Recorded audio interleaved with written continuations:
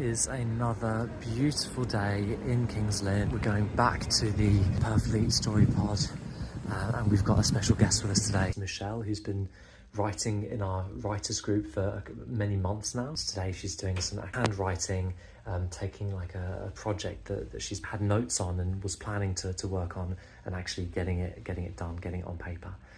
So I'm gonna do some reading today. A book that I started reading and really want to finish reading because it's excellent. It's by Julie Newman, No One Comes Close. Julie's actually one of our writers, and he wrote this really incredible memoir that I'm really enjoying. I need the pod to have that space to focus. Michelle just showed me what she's written. It's an incredible kind of dystopia short story and also a poem, and yeah, we were just talking about how being in a place like the Purfleet Story Pod, it's a really great environment to actually get something done. You know, you've got the idea, you might have an initial draft, but actually get those pages written, and so yeah, she wrote like, you know, six pages of short story, which is incredible. So I just spent the last 3 hours reading this, and it is incredible.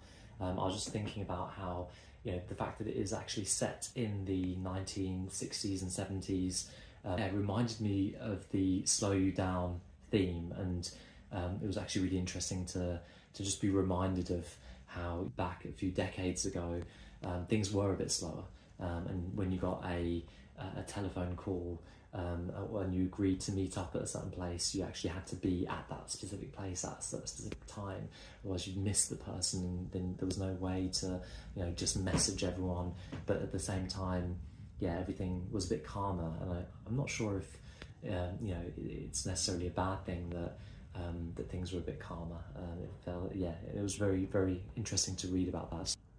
But yeah, this book really gives a candid and intriguing description through memoir of that time. I really recommend this book.